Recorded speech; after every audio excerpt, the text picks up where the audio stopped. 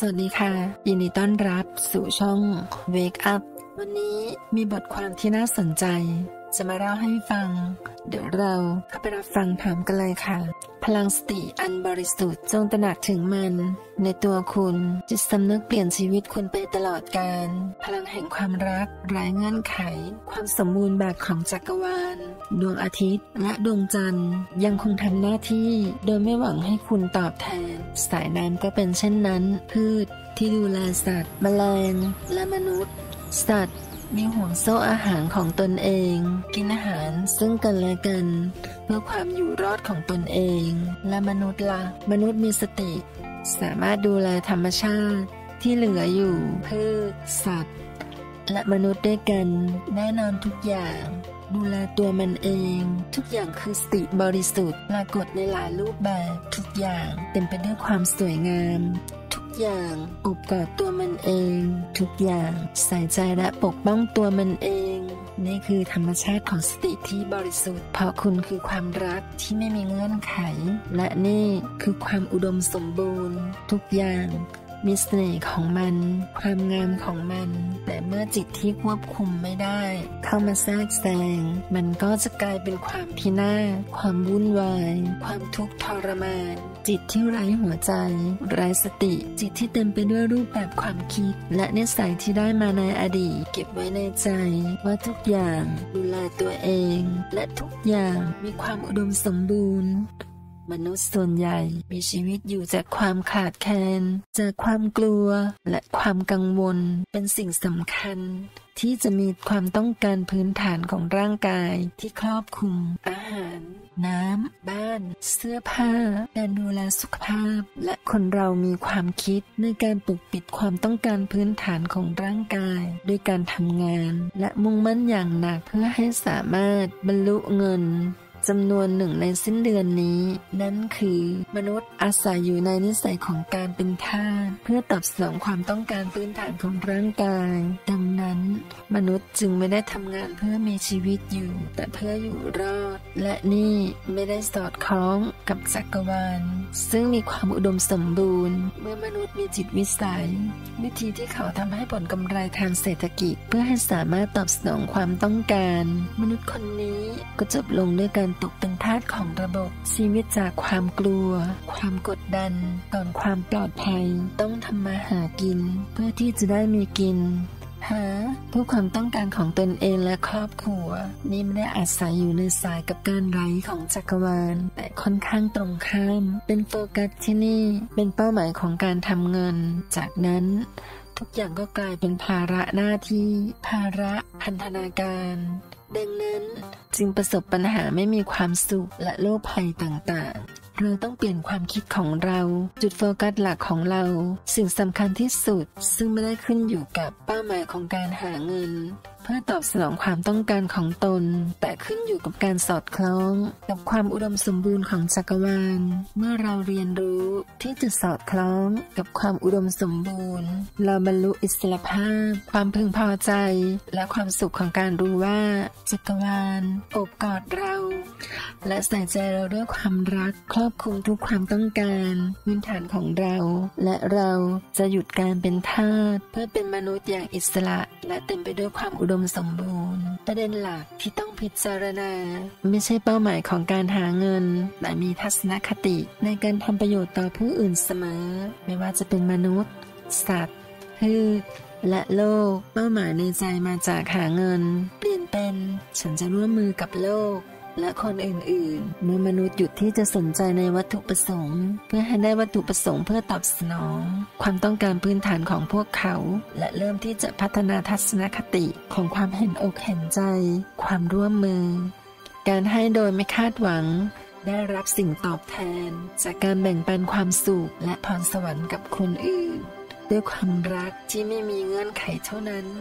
จากนั้นก็คือเมื่อความมหัศจรรย์เกิดขึ้นและนั่นคือเมื่อมนุษย์นี้สอดคล้องกับความอุดมสมบูรณ์ของจักรวาลซึ่งจะจัดหาทุกสิ่งที่คุณต้องการให้คุณเมื่อคุณให้ชีวิตก็ตอบแทนคุณทวีคูณเมื่อเราช่วยเหลือคนอื่นชีวิตก็ช่วยและดูแลเราจำไว้ว่า ชีวิตและกฎจักรวาลก็เหมือนบูมเมอแรงทุกสิ่งที่คุณสร้างจากภายนอกชีวิตจะคืนมันให้กับคุณถ้าคุณให้ความรักชีวิตก็จะให้ความรักหากคุณต้องการรักษาจากโลกจงรักษาคนอื่นหากคุณต้องการให้ความคุ้มครองความต้องการของคุณเสมอให้บริจาคเป็นครั้งคราวในรูปแบบของอาหารหรือเงินให้กับชุมชนหรือองค์กรถ้าสิ่งที่คุณต้องการคือการมีความสุขจงทำให้คนอื่นมีความสุขหากคุณต้องการสันติสุขในโลกจงเสนอสันติสุขแก่ผู้อื่นเมื่อเป้าหมายหลักของเราคือสิ่งที่ดีของชุมชนและประโยชน์ของสิ่งมีชีวิตแล้วเราจะไหลไปกับความอุดมสมบูรณ์ของจักรวาลและนั่นคือวิธีที่เราจะกลายเป็นสิ่งมีชีวิตที่สมหวังมีความสุขปลอดภัยและเป็นอิสระเมื่อคุณอยู่กับความคิดนี้คุณไม่ได้มุ่งมั่นที่จะทำงานเพื่อให้จบลงแต่คุณ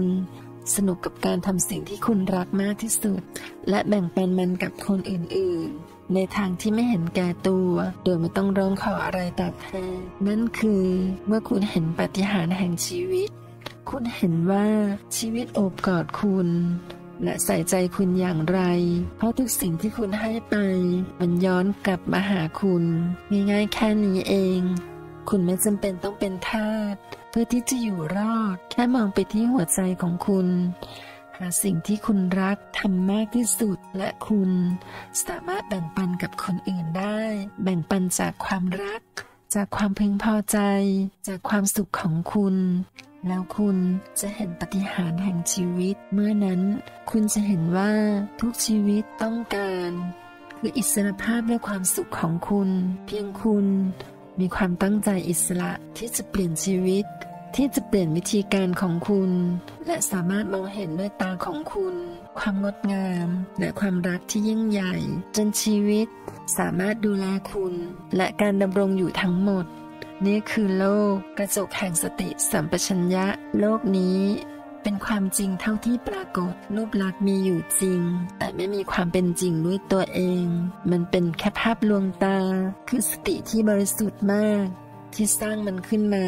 ความเป็นจริงมีเพียงอยู่อย่างเดียวคือสติบริสุทธิ์ซึ่งแสดงออกมาเป็นรูปแบบและสำคัญการดำรงอยู่ทั้งหมดเป็นเพียงเครื่องมือสติที่บริสุทธิ์สร้างการดำรงอยู่ทั้งหมดซึ่งเป็นเพียงเครื่องมือของสติทุกอย่างคือการแสดงออกของสติเพราะฉะนั้นทุกอย่างคือสติแต่ทุกอย่างคือกระจกเหมือนกับเวลาที่เราส่องกระจกใครเป็นคนจริงและใครเป็นภาพลวงตาโนสะท้อนของกระจกคือหน้าตาดังนั้นเมื่อขาดสติเราจึงกังวลเราจึงกลัวนั่นเพราะกระจกสะท้อนสิ่งที่ยังมาไม่ถึงสิ่งที่กังวลล่วงหน้า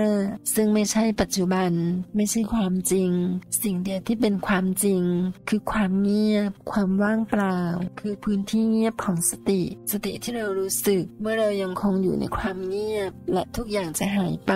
แต่ในความว่างเปล่านี้เราตระหนักดีในความว่างเปล่านี้คือชีวิตดังนั้น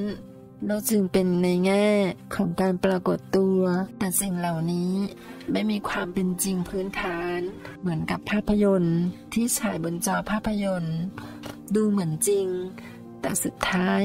มันก็แค่กระจกสติปัฏฐานคือความเข้าใจ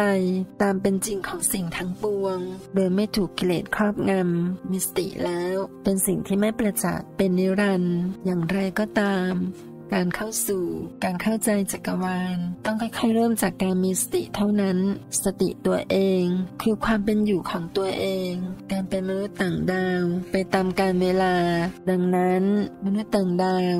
จึงไม่พัฒนาสติด้วยการนับมิติทางกายภาพแต่ไม่เข้าถึงมิติทางจิตวิญญาณเขาไม่เคยค้นหาต้นกำเนิดและเขาไม่เคยค้นหาความหมายของชีวิตสิ่งที่เขาเข้าถึงคือการพัฒนาด้านเทคโนโลยีเท่านั้นเมื่อจิตวิทยาเกิดขึ้นในจักรวาลดูเหมือนว่าจะได้รับการยอมรับจึงมีเพียงต่างดาวบางประเภท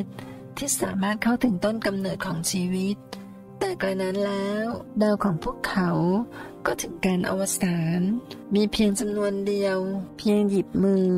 ที่ได้เดินทางกลับบ้านต้นกำเนิดและกลุ่มที่เชื่อในเทคโนโลยีไม่ได้เดินทางมาสู่โลก ในยุคบรรพกาลของมนุษย์สติคือความฉลาดหลักการจัดระเบียบกระบวนการคิดทบทวน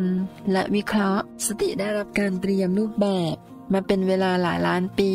ดังนั้นมันจึงสามารถแสดงออกผ่านกายภาพไปยังที่ประจักษ์แม้ว่าในบางมิติที่ไม่ได้รับการจัดการของสติบริสุทธิ์แต่ไม่ได้แยกจากร่างกายทางกายภาพเป็นส่วนหนึ่งของพลังจิตที่ครอบคลุมทุกอย่างซึ่งเป็นทุกอย่างสติจึงมีมานับตั้งแต่จิตวิญญาณอุบัติขึ้นนี่อาจจะอธิบายได้ว่าทุกจิตวิญญาณอุบัติขึ้นจากพระผู้สร้างไม่ว่าจะเกิดเป็นต่างดาวหรือมนุษย์กระทั่งสัตว์สติยังดำรงอยู่เป็นส่วนหนึ่งของจิตวิญญาณเสมอเพียงแต่การอยู่ในมิติทางจิตวิญญาณที่ต่ำไม่สามารถเข้าถึงสติได้เราต้องลืมว่าเราเป็นใครเพื่อที่จะมีประสบการณ์และจดจำตัวตนของเราที่แท้จริงเพื่อความเข้าใจทั้งหมดทั้งมวลเพื่อการกลับบ้านอันเป็นนิรันดร์เป็นอย่างไรบ้างคะสำหรับบทความเบื้องต้นที่กล่าวมานั้นถ้าเพื่อนๆยังไม่เข้าใจก็ลองกลับมาฟังซ้ำอีกครั้งไปเรื่อยๆนะคะเพราะการฝึกให้เราตระหนักรู้ถึงสติและตัวตนของเรานั้นจะต้องใช้เวลามากๆและจะต้องใช้การพินิจวิเคราะห์ค่อยๆพิจารณาทั้งนี้ก็ขึ้นอยู่กับแต่ละบุคคลนะคะขอให้เพื่อนๆมีความสุขกับการตื่นรู้และยกระดับจิตวิญญาณให้ถี่ขึ้นและสูงขึ้นสำหรับวันนี้ต้องขอตัวลาก่อนสวัสดีค่ะ